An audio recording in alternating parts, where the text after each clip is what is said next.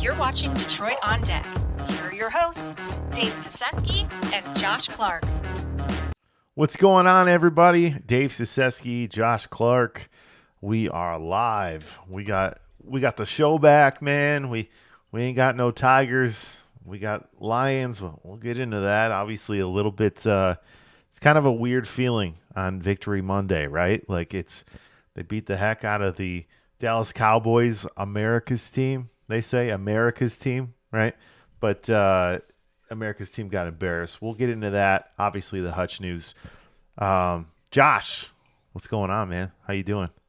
Much, brother. What's going on with you? Just enjoying this this time in sports. Obviously, it's a special time for baseball. Wish the Tigers were still in it. Wish the Cubs were in it, but still going to be watching.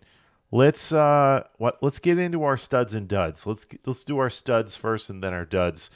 Josh, my stud this week is the Detroit Lions offense and defense for that matter, but the Lions as a whole. I mean, they put a whooping on the Cowboys. We'll get into the stats in a little bit, but Jared Goff looked amazing.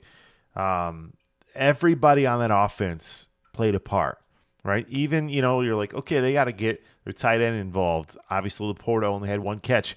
It went for 50-plus yards and a touchdown. So make it count, right? They played great. Loved what I saw from them. Obviously, some tough things on defense with Hutch, but loved Brian Branch, what he did. There was a lot of positives really on that defensive side, but I thought that offense really is finally, it's hitting its stride. 2 games in a row, 40-plus points. Got to love what you saw. Who's your stud? Well, my stud, I kind of went a different route. I went the baseball route for my stud. And I picked Justin Henry Malloy for my stud. I mean, he absolutely he killed it. The kid with the opportunity that he had, he hit 625 in this divisional round. Yeah, and he was somebody that was on the kind of the line of, hey, do we keep him on the roster or not? Right, and not to mention, like, he had 5 hits and 8 at bats, but he also walked 4 times. Yeah, so he was on base 9 total times. Yeah, they let him off, and really, you're like, why? But he gets on base.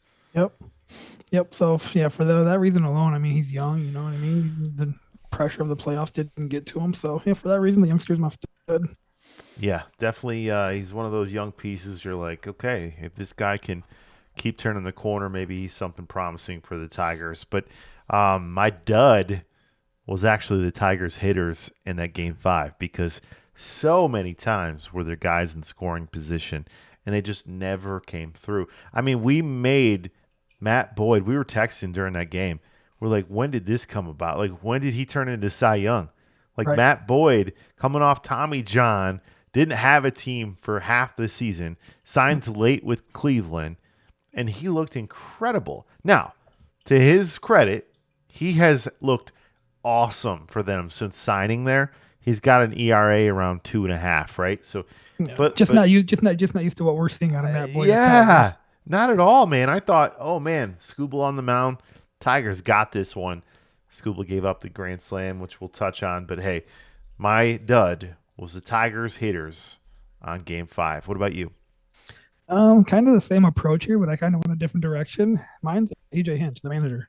Yeah. For the reasons that you touched on, and I have a stat right here that I actually pulled up. They had 2 on, no out 6 times in this entire series. You know how many times they bunted the run? You know how many times they bunted the runner over? 0. Yeah, that's that sad. Goes back to the managers. Yeah, like, I know. I agree. Like, your team doesn't hit for average well at all. You have to manufacture some runs. And he just didn't do that this series when you had the opportunities. Here's the thing, man. Here's the thing that really bothered me in this game, man, is if you look at what we did in terms of striking out, we struck out 16 times. 16 times in Game 5 alone. Yep. You're never going to win a game you strike out 16 times. You had your horse on the mound. And listen, he's human, man. We saw it, right? He was incredible for them. Not quite yet to that Verlander mode, right? Where it's like, okay, it's must-see JV, right? Like it's right. Just going to be a victory. He's got it. He's close. Listen, he's really good. But, you know, if you're going to be a horse and you want that big-time money, I want to see those, those Verlander games, those Beckett games, those Bumgarner games, right? Like Yeah.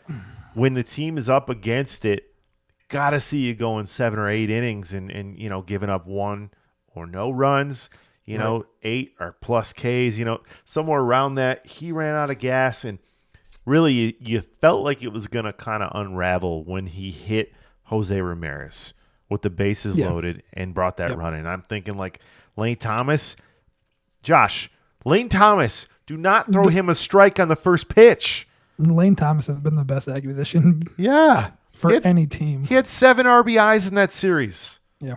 7. So it's like, and Lane Thomas is a first ball swinger all the time. He's always been that way. Always. And what Scooble do? Throws a He's a bit- fastball. He's a dead pull hitter too. They're all blowing Yeah. outside. Dude, throw some junk. Like, I mean, Rogers was fantastic in that Yeah. series, but I'm sorry, that's on your catcher as well. And you know what I mean? That's your battery mate. His weaknesses. Lane Thomas, I mean, he has just shown that acquisition at first, obviously Lane wasn't having the year he's had in the past, right? Right. But, dude, he's a heck of a player. He's hit 30-plus homers with Washington in the past.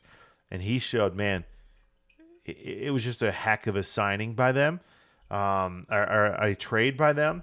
And it was really under the radar. But, man, let's look at some of these numbers, though, for the Tigers, okay?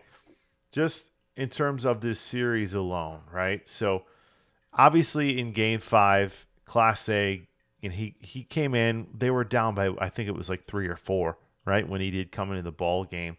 So they were Yeah. fighting back. I think it was 5-1. I got to ask you this, man, because there was somebody for me. Who was the douchebag on that team? For you were like, I can't stand him. For me, it turned into Brian Rocchio. I could not stand him. Oh yeah. The other shortstop. I could not stand him. It was like the bleach blonde hair, or just Right. the way, he was. I don't know, man. He annoyed the heck out of me. What about you? I get him mixed up. The first baseman, is that Bo or Josh Naylor? That is Josh Naylor. Yeah, Bo's Josh, the catcher. Josh has always bugged me. I don't know why. With his helmet falling off after every I don't swing. Yeah, there's just something about him that irks me. It's annoying. It's just annoying, right? So, dude, I'm telling you, man. I thought for sure the Tigers were winning that ball game, but we don't even have to get to that game. I mean, they blew the game before that, did they not? You know what I mean? Game 4, it should have been wrapped up. Yeah, I mean, it was. It really should have. I mean, when you have things like Zach McKinstry going oppo, Yeah. you better win it, right? Yeah. Like, dude, he Again, goes back to my dud of the week. Like, why are you pitching to Jose Ramirez 2 outs, nobody on? No, Give him the base. What's he do? He hits a go-ahead home run. exactly. Yeah, and then That's on the manager. So the one time you do need to pitch to him, he gets hit. It's like, right.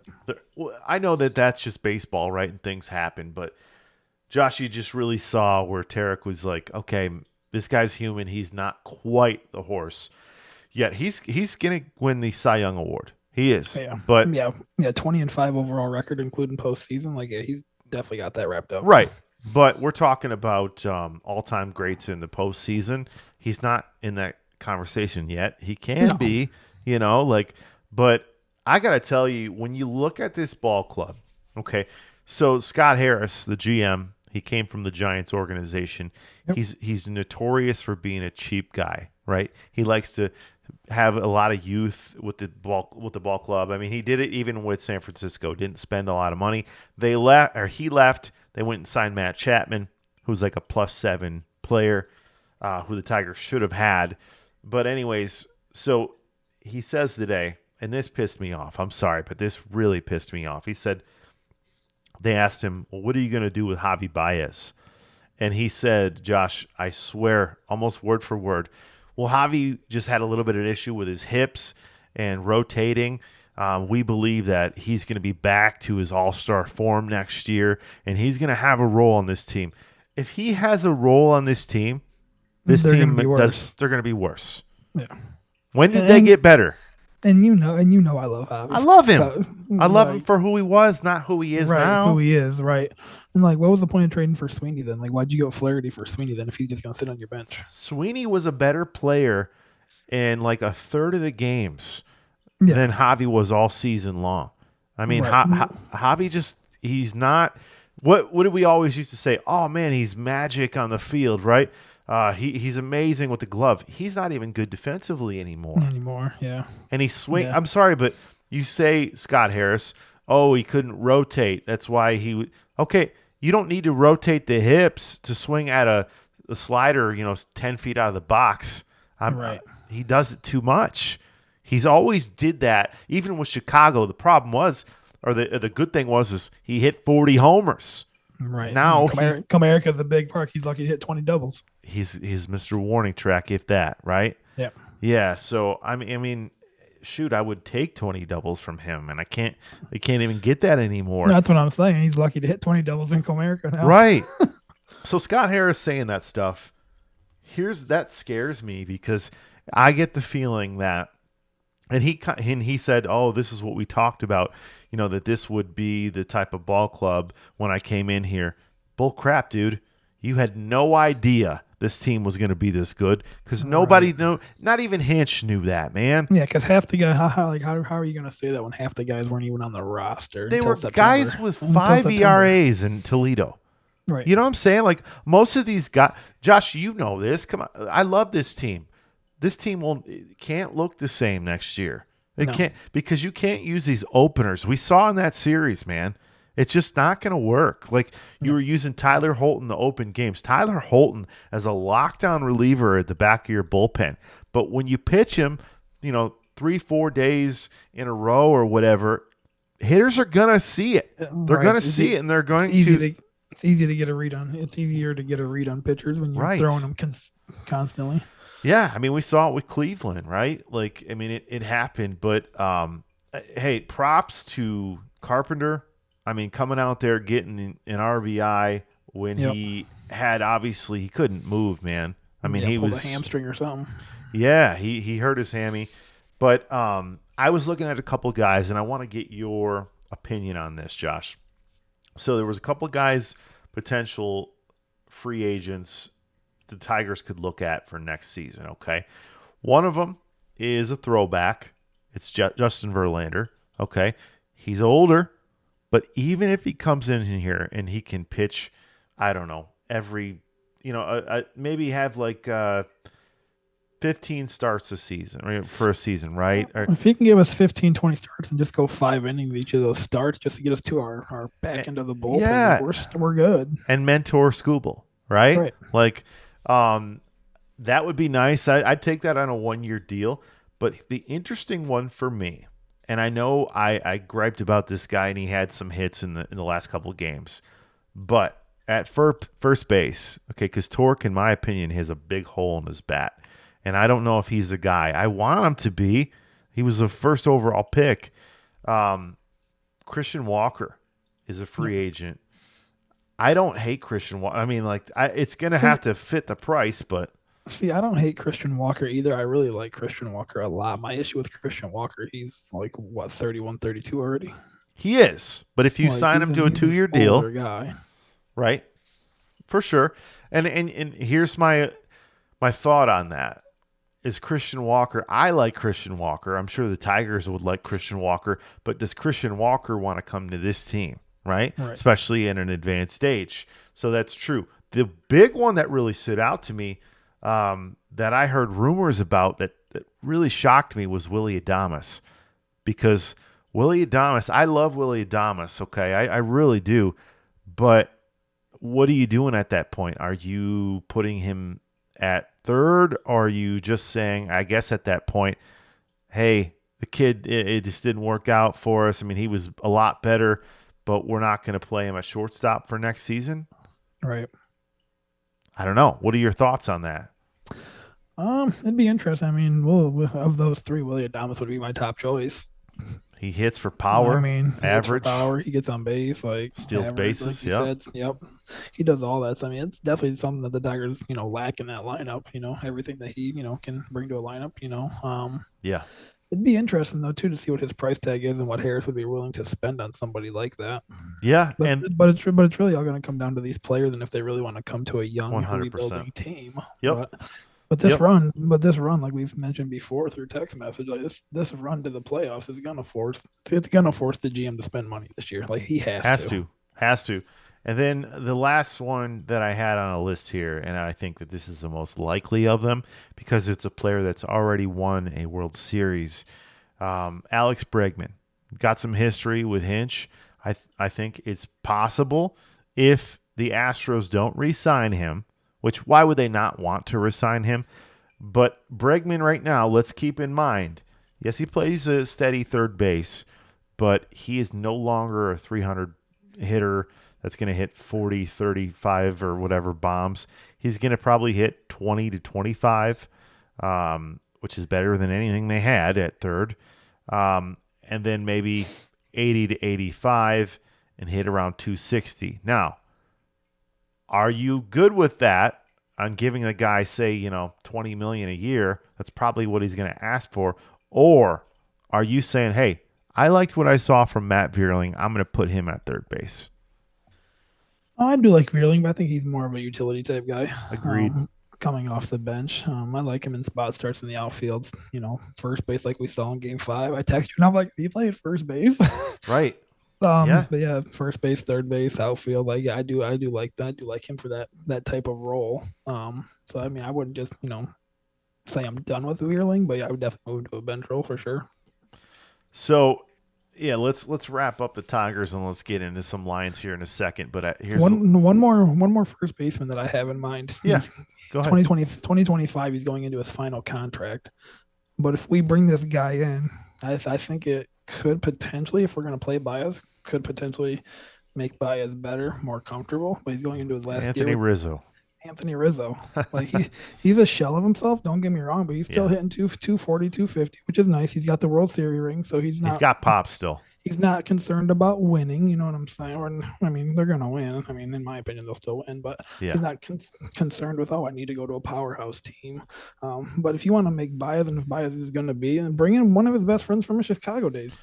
Honestly, I was thinking about that because here's the thing, Josh, and for Rizzo is what is he dealt with? Injuries, right? Okay, so why don't you platoon Torque, right? Play Torque exactly, some. And he's somebody who can mentor Torque, which is a huge thing for me.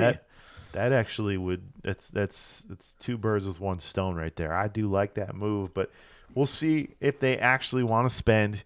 But let's turn the page now that the Tigers are done, Josh. Big win yesterday for the Lions. I mean, 47-9 on Jerry Jones's birthday, which I absolutely loved. Yep. I absolutely loved it. Now, it feels like we lost, though, at the same time because we may have lost the Defensive Player of the Year in Aiden Hutchinson. I was absolutely devastated. I mean, you even texted me. You said he broke his leg. He mounted. I saw the video afterwards. I mean, this kid was in agonizing pain. He got the sack on the play, had 7.5 on the season, leading the NFL. In my opinion, Josh, that felt like a loss. Yes, they're 4-1. They're second in the NFC North, which the NFC North, a powerhouse right now. But best division in football. Easily. And it used to get made fun of. AL Central, great division, right? Used to get made fun of. So my question to you before we break this game down is, can the Lions win the Super Bowl as is with losing Hutch? As is, making no trades? Yep. No. Agreed. No. Offensively, they'll put up 30 points, 35 points, 40 points when they need to, like we saw yesterday. But you need that dominant pass rusher. I mean, look at the Cowboys yesterday. What's Micah Parsons do? He's a game wrecker. Oh, yeah. He's on the sideline yesterday, and look what the Lions were able to do.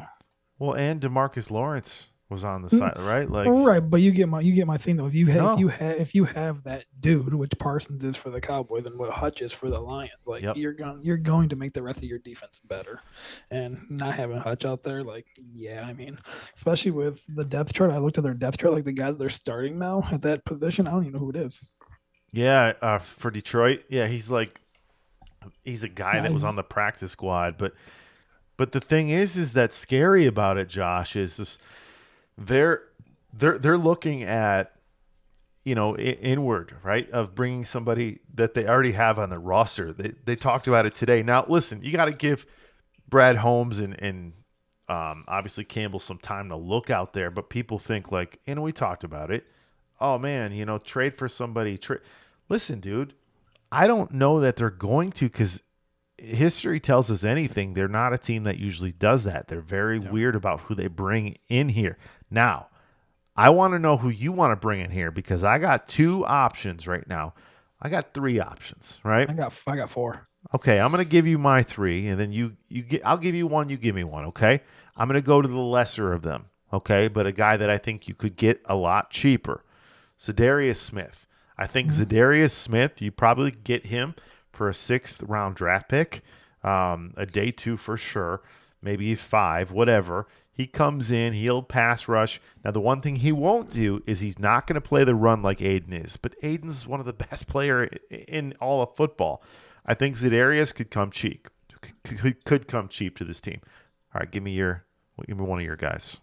So one of my guys, so two of my guys are on the same exact team, and all of my guys are off of losing teams right now, who I think could potentially blow it up at the deadline. Let's hear one of them. And my first guy that I have on this list, my number fourth ranked guy on my list is Sam Hubbard. Oh, I love Sam Hubbard. Love Sam Hubbard. The That way would that be they huge. the way that they're playing right now, being 2-4, with their division as tough as it is. Well, they did win last night, but yeah, it's the Giants. it is the Giants. It doesn't count. You're right. You know what I'm saying? So I personally feel like they're not going to make the playoffs. I personally feel like they need to come off of those defensive ends, honestly, because Hendrickson is another guy on my list. Okay, I was gonna say, yeah, I know it's Trey, but he's gonna cost you a lot more. But he does want out of there. So, it's funny you said they were on the same team. Here's my second guy.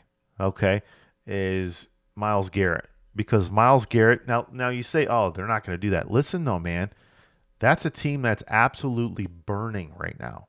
They're burning. They got a quarterback who can't throw the ball worth a damn. He's terrible. Okay. You've got a general manager who has no idea what he's doing, but he's forcing the head coach Stefanski to play the guy because they're paying him so much money. I think they're a team that's on the downfall. They have to make a move. They have to make multiple moves. I think Myles Garrett, you're going to have to give up a lot. You bet. You're probably going to have to give up a first round, a second round, probably a third round of the following year. Would I do it? In a heartbeat, because Myles Garrett is so Hutch has 17 quarterback hurries, right? Myles Garrett has 21. I just checked that out today. I was gonna say Myles Garrett, in my opinion, is one of the two players that we could bring in that would probably be that I would say is better than Hutch at this point. Oh yeah, and it's probably my number one guy, which I'm not saying that name, but three. There's probably three. Yeah, probably three guys that we could bring in realistically. You know what I mean? Like realistically. All right, who's your number? Was it number two guy for you? My number two guy is on a 1-5 team out of the AFC South, and that's Josh Hines Allen. Oh man, but the problem is about that. I looked at that too. He just got paid though. Yeah, that's fine. But I don't know that it doesn't seem like a Lions thing, but man, that dude, all he does is rush the passer. He's a beast.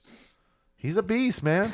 No, he's 100% a beast. And like I said, I personally feel like Jacksonville, I mean, they were basically embarrassed out of the playoffs a year or two ago. They gave up that big lead.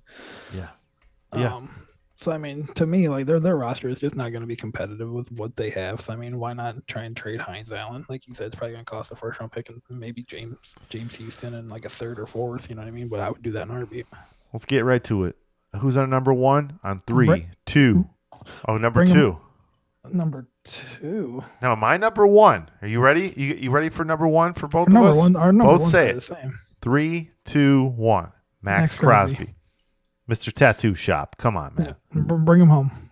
Dude played at Eastern Michigan. Absolute monster. Has talked about it in the past. Would love to play for the Lions. You're going to have to give a lot. I mean, a lot. But So a do potential trade that I did see involving Max Crosby was 2 first-round picks, 25, 26, a 25 third James Houston, and then a 26 fourth. yeah, and I saw something like that too. And instead of the fourth, I think it was our backup quarterback.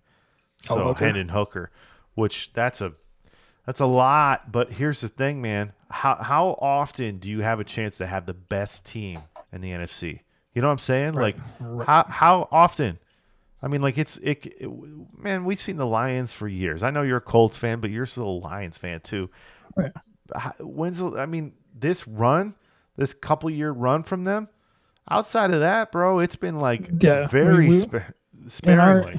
In our 30 plus years of life, we've never seen this, and Never. after we probably won't ever see it again once Goff and all these guys get old enough to retire, if we're being honest. Because guys don't usually choose to come to Detroit. And let's be honest, it's cold.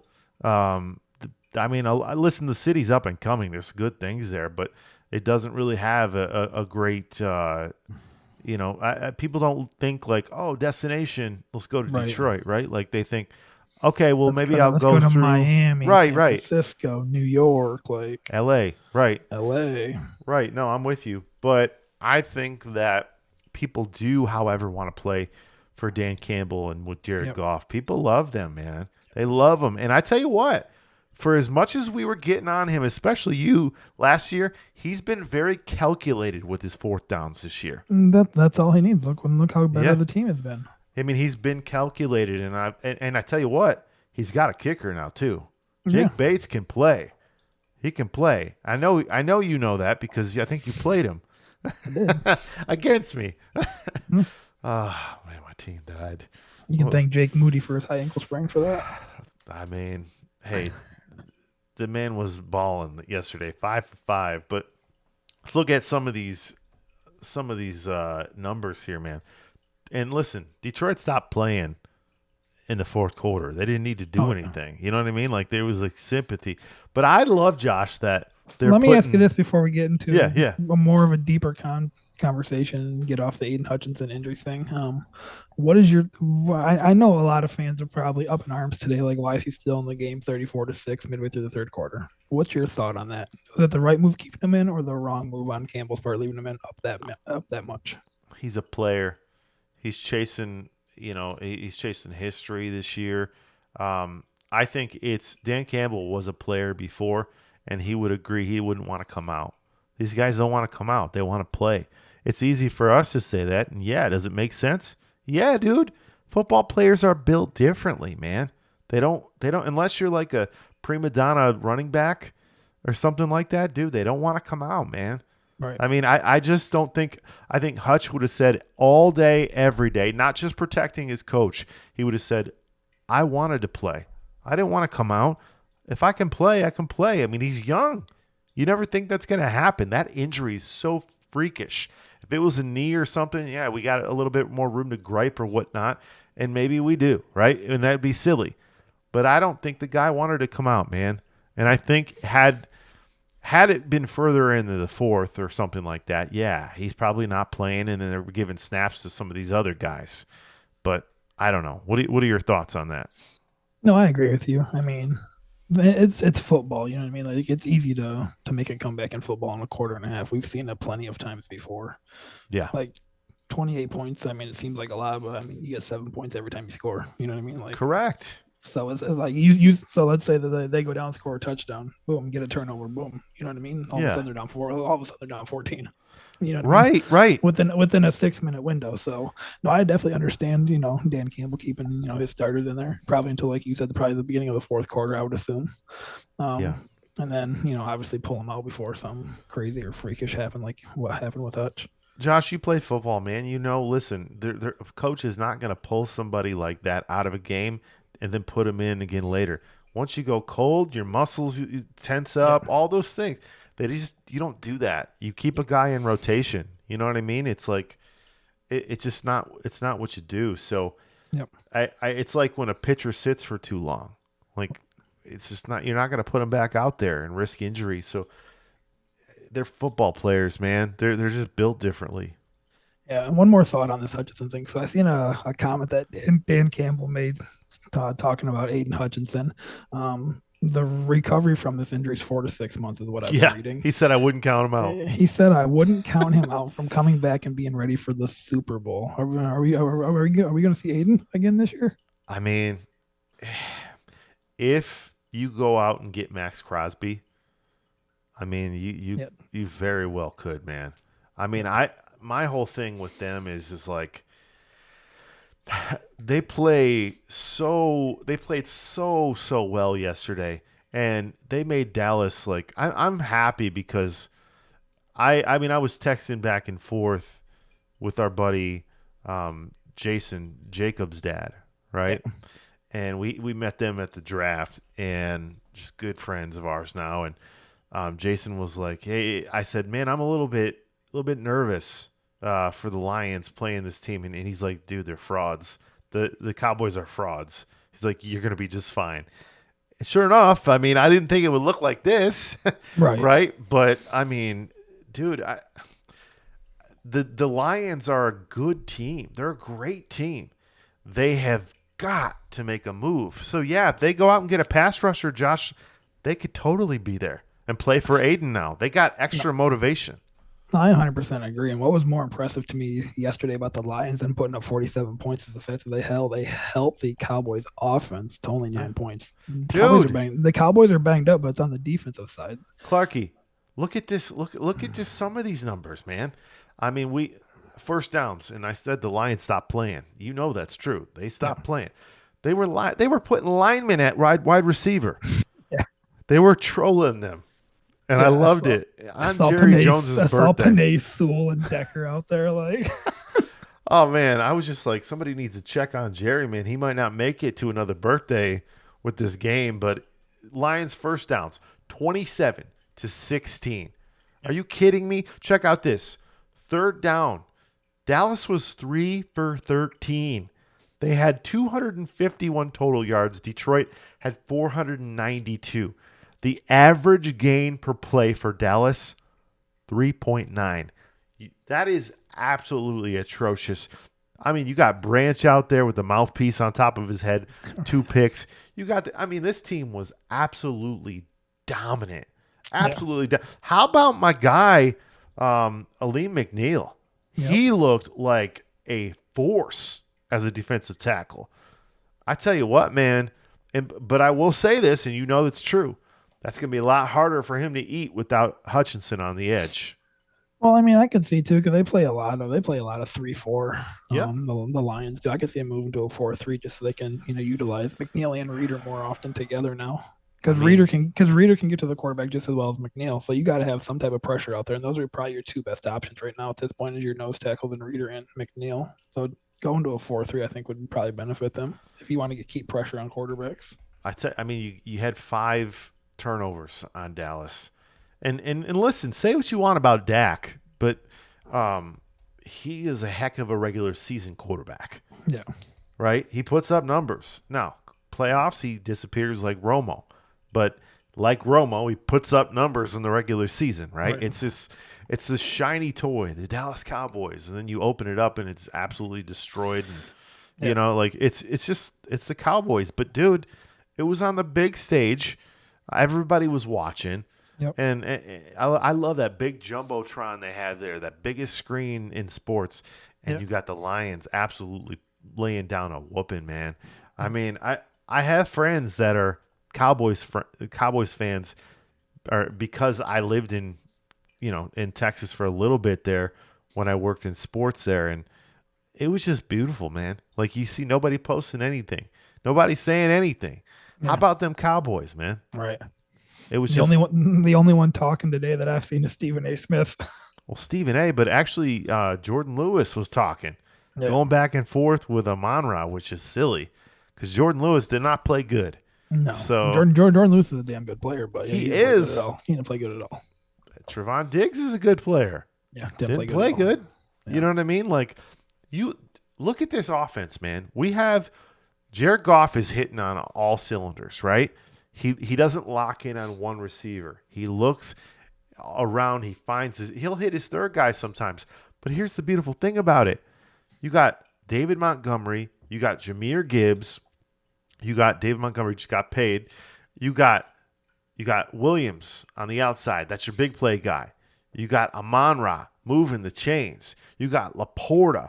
And now you got Tim Patrick out there. And Tim Patrick, to me, that's a big one. That's a former number 1, number 2 receiver in Denver. And he looked dang good, man. To me, adding that acquisition to the Lions offense, it's going to make Amon-Ra 10 times better. It's going to make Laporta 10 times better. J-Mo's getting open in the middle of the field because you have to respect their number 3 receiver now. You know what I mean? They're not throwing out Khalif Raymond every play. They're not throwing out Josh Reynolds every play. No disrespect to those guys, but they're not Tim Patrick. No, I mean, Khalif Raymond was doing his thing on returns, right? And like and that's all you want from him. He had a couple nice catches, couple big catches. But like when he's like the 4th or 5th guy or 6th guy, I'm good with that. Right. Like that was our like 2 coming into the year. We're like, oh man, is that the 2? If J-Mo can't do it, J-Mo is a stud, man. Dude. He's absolutely balling. We got 2:35 on the dot right now, so we gotta, bring this thing to a wrap. But I want to get your final thoughts. I'll give you mine really quick. My final thoughts for the Lions are make a trade and do it soon because you need to have this team gel. The guy that's going to replace Hutch is not on this team. I don't care what you do scheme-wise or whatnot. He's not on this team. I don't want to hear about the defensive end who had 7 sacks 2 years ago, went crazy. I don't even know his name anymore because it doesn't matter, right? He's not the guy, clearly. Make a move, and you'll be on a Super Bowl run. But I will say this is a tough division. I do not believe in Minnesota, however. Your final thoughts. Well, the Minnesota point, we'll find out this week because the Lions play Minnesota. I love it. But personally, I do personally believe that this team is going to give in-house players the first chance. I agree. Before they decide whether if not they want to move forward with the trade or not.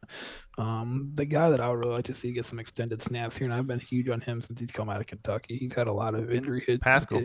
He's had a lot of injury issues, but I think the kid can be definitely not on the level of Hutch, but I think he can give you 6 to 8 sacks a year if given the snap amount. Snacks Harrison. No. Yeah. If you give him the snap amount to to actually play and get in the flow of a game, I feel like he can definitely be a benefit there. So I would personally give him the looks first before anything else. But then, like you said, James Houston from a couple years ago, maybe they still are in love with him because of what he did in the past. And then obviously you brought in Marcus Davenport, who's on IR right now. Yeah. I mean, it's tough, man. It's tough. But I agree with you, though. They do need to make a trade, I feel like. They give them maybe 2-3 games, and then if it's not working out, I feel like they're on the market somewhere looking.